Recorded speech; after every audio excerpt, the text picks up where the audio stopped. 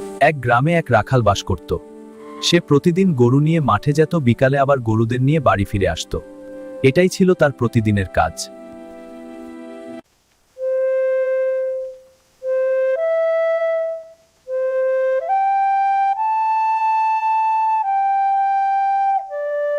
সে মনের আনন্দে বাঁশি বাজাতো, আর সন্ধ্যা হলেই সে গরুগুলোকে নিয়ে বাড়ি ফিরত।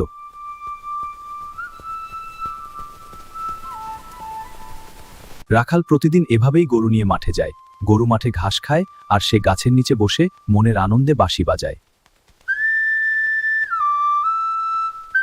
রাখাল মনে মনে ভাবে, গ্রামের লোকদের সাথে একটু দুষ্টুমি করি। তার মাথায় একটা কুবুদ্ধি এলো, সে গ্রামের মানুষকে বোকা বানাবে।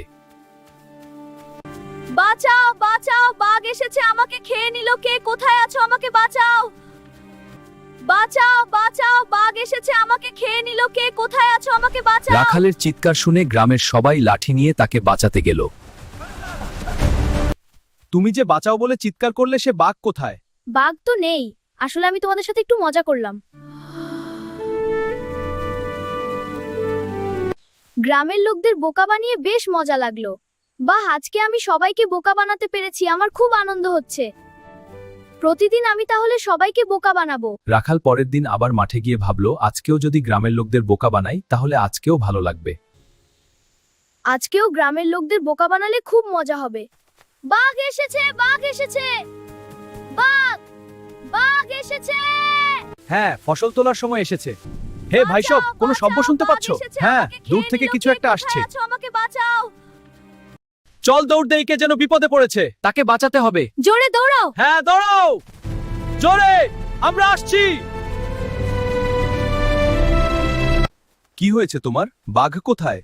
বাঘ তো নেই, আমি তোমাদের সাথে একটু মজা করলাম। দেখ, এটা কিন্তু ঠিক না। এই ছেলেটা প্রতিদিন আমাদের বোকা বানাচ্ছে, এভাবে আর আসা ঠিক হবে না। কাজ ফেলে আমরা তাকে বাঁচাতে আসি, কিন্তু সে আমাদের সাথে মজা করে। চল, আর আর আসবো না।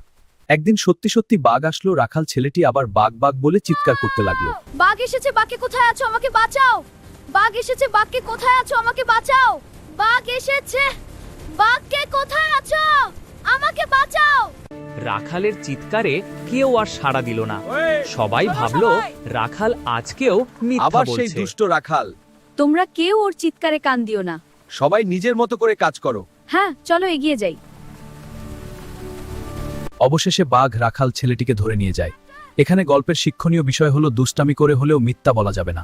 রাখালকে বাঘ সত্যিই ধরে নিয়ে গেল, কিন্তু তাকে কেউ বাঁচাতে এলো না।